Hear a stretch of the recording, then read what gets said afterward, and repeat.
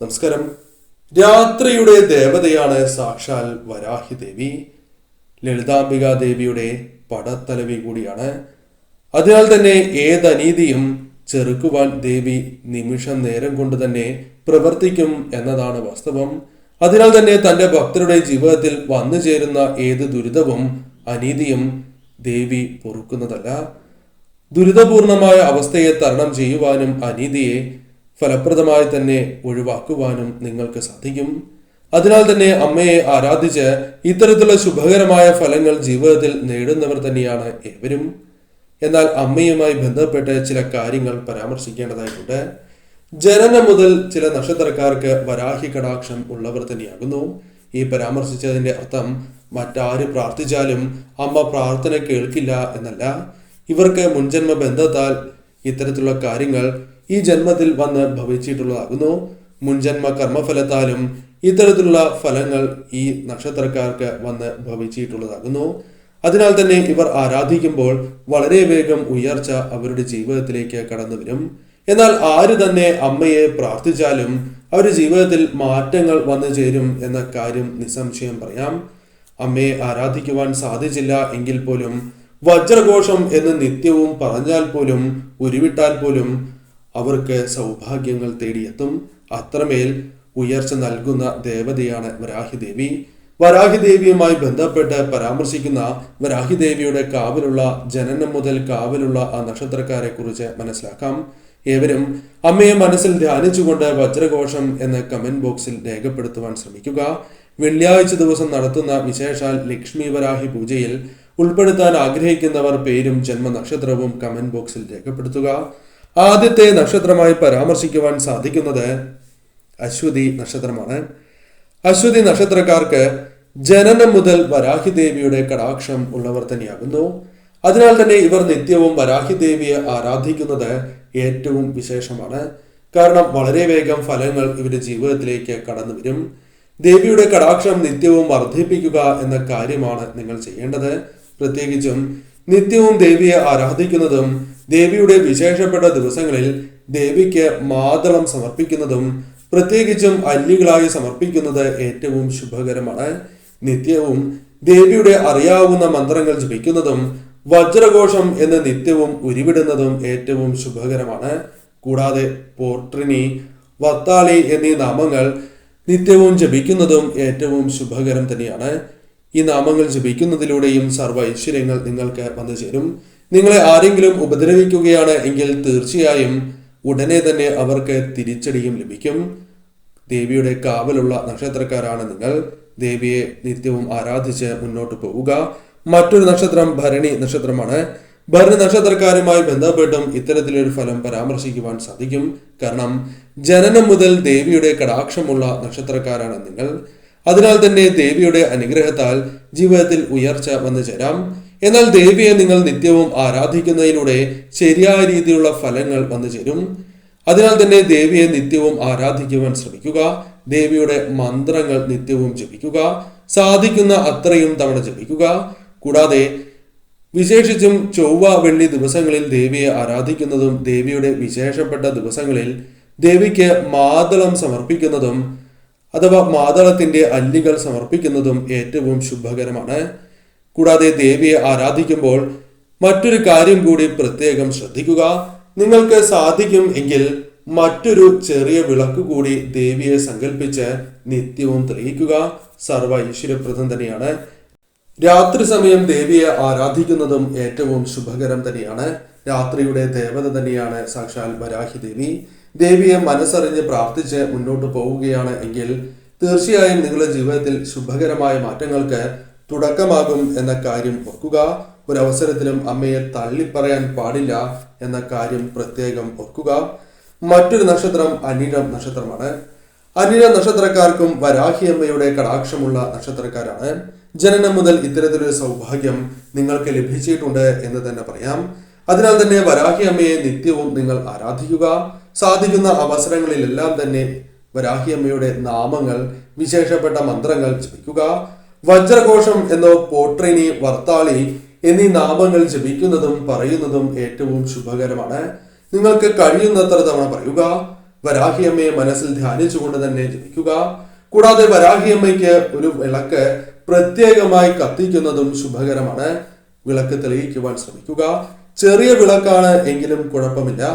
ഒരു വിളക്ക് സാധിക്കും എങ്കിൽ മാത്രം നിങ്ങൾ ചെയ്യുക. നിത്യവും വിളക്ക് തെളിയിക്കുവാൻ ശ്രമിക്കുക. അതിന് സാധിക്കുമെങ്കിൽ മാത്രം നിങ്ങൾ തെളിയിച്ച് മുന്നോട്ട് പോവുക.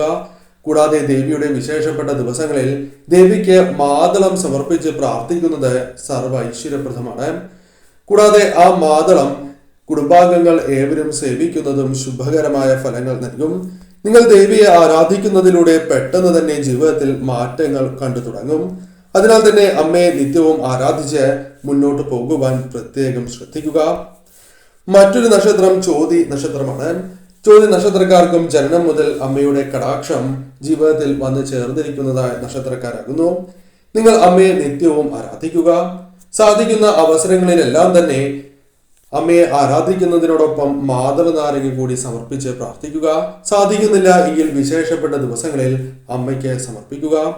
കൂടാതെ നിത്യവും വരാഹി ദേവിയെ ആരാധിക്കുന്നതിനോടൊപ്പം വർത്താളി, പോട്രിനി, വജ്രഘോഷം അഥവാ വജ്രഘോഷം എന്നീ നാമങ്ങൾ ജപിക്കുന്നതും ഏറ്റവും ശുഭകരമാണ്. നിങ്ങൾക്ക് ഏത് ആപത്ത് വരികയാണ് എങ്കിലും വജ്രഘോഷം എന്നോ വർത്താളി, പോട്രിനി എന്നീ ദേവിയുടെ അതിവിശേഷപ്പെട്ട നാമങ്ങൾ നിങ്ങൾ പറയുക. നിങ്ങൾക്ക് തീർച്ചയായും ഒരു വഴി അമ്മയായി തന്നെ കാണിച്ചു തരും. അത്രമേൽ അനുഗ്രഹം നിങ്ങൾക്കുള്ളവരാണ്. അതിനാൽ അമ്മയെ ആരാധിച്ചാൽ അമ്മ കൈവിടുന്നതല്ല.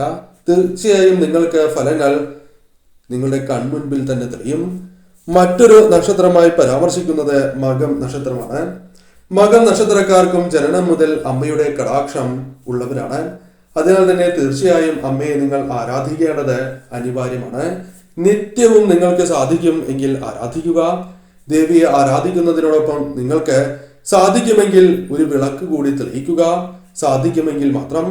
ഒരു ചെറിയ വിളക്കാണ് എങ്കിലും കുഴപ്പമില്ല, തെളിയിക്കേണ്ടത് അനിവാര്യമാണ് എന്ന് പറയാം. സാധിക്കാത്തവരാണ് എങ്കിൽ മനസ്സിൽ സ്മരിക്കുക. കൂടാതെ നിത്യവും ദേവിയെ സ്മരിക്കുന്നതിനോടൊപ്പം ദേവിക്ക് മാതളം കൂടി സമർപ്പിച്ച് പ്രാർത്ഥിക്കുന്നത് സർവ്വ ഐശ്വര്യപ്രദമാണ്. മാതള അല്ലികൾ സമർപ്പിക്കുക. ഈ മാതള അല്ലികൾ കുടുംബാംഗങ്ങൾ ഏവരും സേവിക്കുന്നതും സർവ്വ ഐശ്വര്യപ്രദം തന്നെയാകുന്നു.